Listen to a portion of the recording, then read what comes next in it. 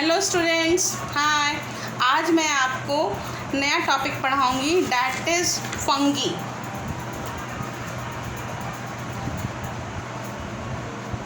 ठीक है, इसके पहले मैंने आपको पढ़ाया है बैक्टीरिया और वायरस। फंगी क्या है? Fungi are non green plant. Fungi भी एक प्लांट है, लेकिन ये नॉन ग्रीन है। नॉन ग्रीन का मतलब इसमें क्लोरोफिल की मात्रा प्रेजेंट नहीं है, इसलिए इसको नॉन ग्रीन कहते हैं। They can be seen in moist food material. ये कहाँ पे दिखेगा? जैसे कि अचार, मम्मी लोग कहती है ना, अचार ख़राब हो गया, उसके ऊपर ग्रीन रंग का फंगस लग गया। लेदर्स के शूज़ में, लेदर्स के जैकेट्स में, बहुत दिन तक ब्रेड छोड़ दो फ्रिज में रखा बहुत दिन तक, उसके ऊपर ग्रीन वेलवेट स्ट्रक्चर आ जाता है। तो ये सब क्या है? ये सब जो है, ये सब फंगस है। ठीक है, ये रेनी सीजन में नहीं फंगस लग जाता है, फफूंदी लग जाती है, वही तो है फंगस। लेकिन ये नॉन ग्रीन प्लांट है, इसमें क्लोरोफिल एब्सेंट होता है। ठीक है। Fungi depend on other organism of for food. Fungi जैसे एल्गी अब किसी के ऊपर डिपेंड नहीं रहता था। एल्गी में क्लोरोफिल प्रेजेंट होने के कारण algae are able to make their own food. But fungi जो होते हैं वो नॉन ग्रीन है, उसके पास क्लोरोफिल नहीं है, इसलिए भोजन के लिए किसी दूसरे पे डिपेंड रहना पड़ता है इसको। ठीक है। It could be dead and decaying substance like wood, damp soil or from living organism in whose body they dwell. Fungi क्या करते हैं? वो किसी भी पेड़ पे जन्म ले लेंगे जो पेड़ मर चुका है, पत्तियां मर चुकी हैं। जहाँ आप जैसे कि कोई पेड़ की टहनी देखे जो बारिश के दिनों में टूट के नीचे गिर गई है, तो उस पर सांप का छत नहीं कहते हैं, छत्र हो रखा है, वो क्या है? मशरूम जैसा हो जाता है। That is the fungus. वो फंगस ही है। ठीक है। तो ये अपना भोजन कहाँ से प्राप्त कर रहा है? वो मरे हुए पेड़ की डाल से, पेड़ की छालों से, सूखे सड़े गले हुए पेड़ की पत्तियों से।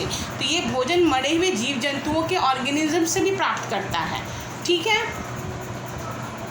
Fungi reproduce by budding and spore formation. Fungi किसके द्वारा रिप्रोड्यूस करता है? बाय बर्डिंग। बर्डिंग का मतलब होता है बर्ड्स का अपीयर होना, और स्पोर फॉर्मेशन। जैसे कि अगर हम ये मान लेते हैं कि ये ब्रेड का स्लाइस है, इसमें फंगी कैसे होता है?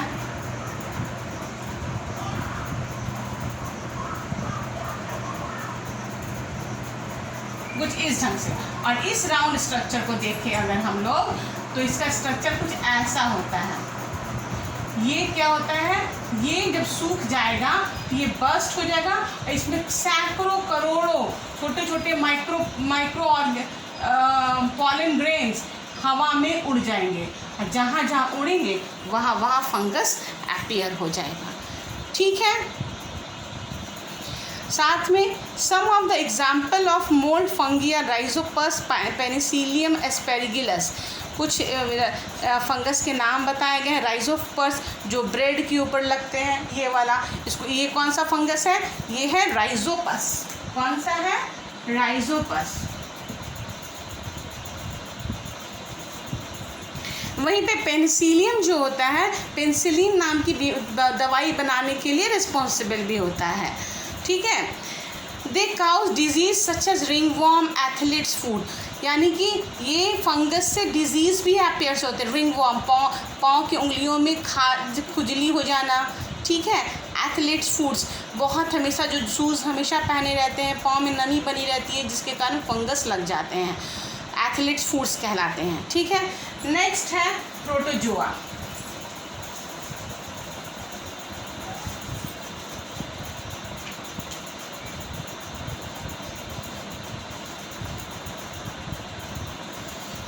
प्रोटोजोआ क्या हुआ? They are single cell and smallest microbe. ये सिंगल सेल होता है और स्मॉलेस्ट माइक्रोब्स है, सबसे छोटा माइक्रोब्स है। They live mostly in water but some in the soil. ये जनरली पानी में ही पाए जाते हैं प्रोटोजोआ, लेकिन कुछ इसकी प्रजाति मिट्टी में भी पाई जाती है। They contain their nutrition by living inside the body of host as a parasite. ये एज ए पैरासाइट काम करते हैं। पैरासाइट का मतलब क्या होता है? यानी वैसा ऑर्गेनिज्म जो किसी दूसरे के शरीर में रहकर अपना भोजन प्राप्त करे, उस शरीर को मारे नहीं। जैसे कि लीच, टेपवॉर्म, लीच, ये सब क्या होता है? ये सब किसी ऑर्गेनिज्म के शरीर में रहता है। ठीक है, और रहने के बाद अपना जीवन उससे उसके खून को पी कर बिता रहा है, लेकिन उससे उस ऑर्गेनिज्म की मृत्यु तो नहीं हो जाती है, लेकिन हाँ उससे उसके शरीर में हानि हो रही है। तो ये होते हैं पैरासाइट्स। ठीक है, some obtain nutrition from dead and decaying matter, और कुछ तो ऐसे भी होते हैं मरे हुए जीव जंतुओं के शरीर में भी रहते हैं, सेप्रोफाइट्स में भी रहते हैं पैरासाइट्स। यूग्लिना हैज़ क्लोरोफिल, सिर्फ एक ऐसा पैरासाइट है यूग्लिना जो कि जिसमें क्लोरोफिल प्रेजेंट होते हैं, लेकिन कोई भी प्रोटोजोआ पैरासाइट्स में क्लोरोफिल प्रेजेंट नहीं होते हैं। Euglena is the exceptional case. Protozoa reproduce by binary fission, मैं बता चुकी हूँ binary fission, budding, spore formation. ठीक है, इसके द्वारा बडिंग क्या होता है, जैसे कि ये हम मान लेते हैं ये हाइड्रा का शरीर है, ये हाइड्रा है, कोई जीव ऐसा एक हाइड्रा ऑर्गेनिज्म होता है। इसको जब अपना जनसंख्या बढ़ाना पड़ेगा तो ये क्या करेगा, इसके शरीर के दीवार में उभार आ जाएगी, कल को ये उभार छोटे से बर्ड में कन्वर्ट हो जाएगी, और ये बर्ड जब बड़ा हो जाएगा तो डिटैच होके इंडिपेंडेंटली एक नया हाइड्रा के रूप में कन्वर्ट हो जाएगा। तो इसको हम लोग कहते हैं budding.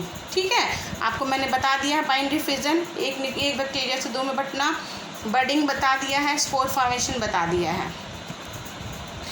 Disease like dysentery and malaria are caused by protozoa, जैसे डिसेंट्री होता है, लूज मोशन, मलेरिया होता है, तो ये सभी जो होते हैं प्रोटोजोआ के द्वारा ही होते हैं। Some of the examples of protozoa are Entamoeba histolytica, dysentery हो जाना, उसके लिए एंटामीबा नाम का एक प्रोटोजोआ होता है जो कि हमारे शरीर में प्रवेश करता है, जिससे हमें डिसेंट्री हो जाती है। प्लाज्मोडियम वाइवेक्स जो कि मलेरिया के लिए रिस्पॉन्सिबल है। ठीक है, प्लाज्मोडियम क्या है, उस पैरासाइट्स का नाम है। अब देखते हैं where do micro organism live, micro organism रहते कहाँ हैं। Micro organism are found in all types of habitat, जितने भी हैबिटेट्स होते हैं, लैंड हो गए, वाटर हो गया, सैंड हो गया, सभी जगह माइक्रो ऑर्गेनिज्म पाया जाता है। पानी के झरने हो गए, हॉट वाटर स्प्रिंग हो गया, सभी जगह, डेजर्ट्स में, वोल्केनिक एरप्शन में, सभी जगह पाए जाते हैं। They are also found in dead and decaying organism, यानी मरे हुए जीव जंतुओं में भी पाए जाते हैं। And help in release of minerals back to the soil, और मदद करते हैं उस शरीर से मिनरल्स को फिर से मिट्टी में मिला देने के लिए।